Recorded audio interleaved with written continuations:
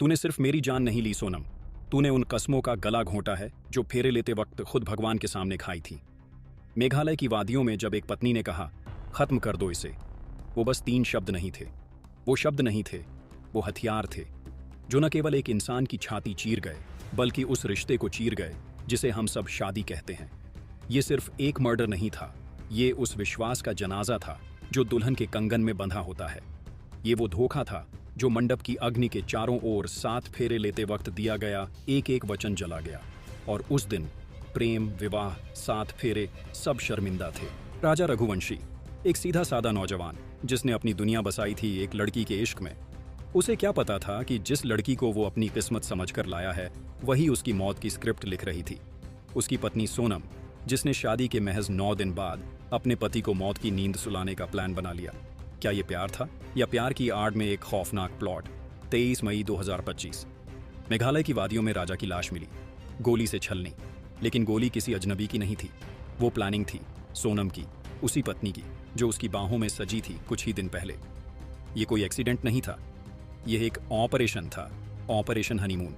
शादी के नाम पर मौत का सफर शुरू किया गया था और उसका निर्देशक थी सोनम। सोनम और राजा की शादी के बाद हनीमून की बात आई, लेकिन यह असल में हनीमून ट्रैप था।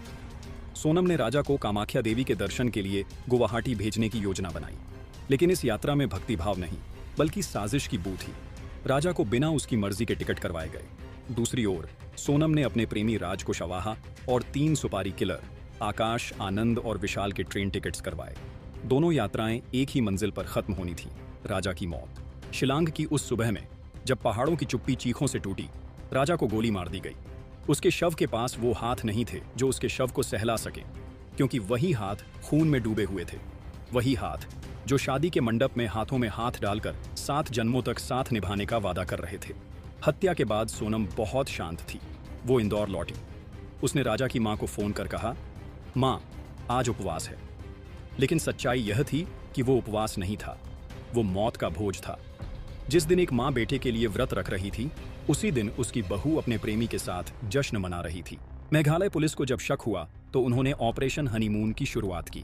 सबसे पहले सोनम को यूपी के गाजीपुर से पकड़ा गया। उसके बाद धीरे धीरे सबके चेहरे बेनकाब होते गए। प्रेमी राज कुशवाहा सुपारी किलर्स, आकाश, विशाल और आनंद, चारों को अलग अलग राज्यों से गिरफ्तार किया गया। जैसे जैसे एसआईटी ने सबूत दिखाने शुरू किए, सोनम का चेहरा उतरा। आखिरकार पूछताछ में फूट फूट कर रोई और बोली, हाँ, मैंने किया है। मैंने राजा की हत्या की साजिश रची थी। सिर्फ वो ही नहीं, सुपारी किलर्स ने भी अपना गुनाह कबूला। अब पुलिस को साफ हो चुका था कि ये मर्डर नहीं, एक सुनियोजित हत्या थी। सोनम का राज कुशवाहा से अफेयर शादी से पहले से चल रहा था। शादी केवल एक मजबूरी थी, समाज की, परिवार की, लेकिन प्यार वो कहीं और था। और ये प्यार इतना अंधा था कि उन्होंने एक मासूम की जान ले ली। राजा की हत्या के बाद कातिल इंदौर लौटे।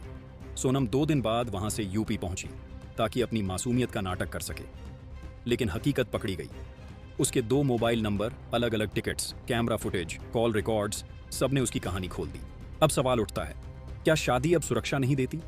क्या अब 7 फेरे सिर्फ रस्म बन गए हैं? क्यों एक पत्नी अपने पति की हत्या करती है? क्या अब रिश्तों में प्यार से ज्यादा प्लानिंग हो गई है? जैसे ही मीडिया में ये बात फैली, हर तरफ एक ही सवाल गूंजा, क्या बीवियां अब सुपारी देती हैं? क्या अब प्यार में इतना अंधापन आ गया है? क्या शादी अब रिश्तों की कब्रगाह बन गई है? राजा के माता पिता टूट चुके हैं। उन्होंने कहा, हमें नहीं पता था कि बहू हमारे बेटे के लिए जहर है। हमने उसे बेटी बनाकर अपनाया था, लेकिन उसने बेटे को ही छीन लिया। अब जब ये केस कोर्ट में पहुंचेगा तो न्याय व्यवस्था को जवाब देना होगा। क्या 7 फेरों की कस्में झूठी थीं? क्या कानून ऐसे इश्क को माफ कर सकता है जो मौत की कीमत लेता है? कहानी सिर्फ राजा की नहीं है, यह हर उस इंसान की कहानी है जो आंख बंद करके प्यार करता है। यह हर माँ बाप की चिंता है जो अपनी बेटी या बेटे की शादी में भविष्य देखते हैं। और ये सवाल हम सबका है, अगर प्यार ही जान ले सकता है तो फिर दुश्मनी की क्या जरूरत है?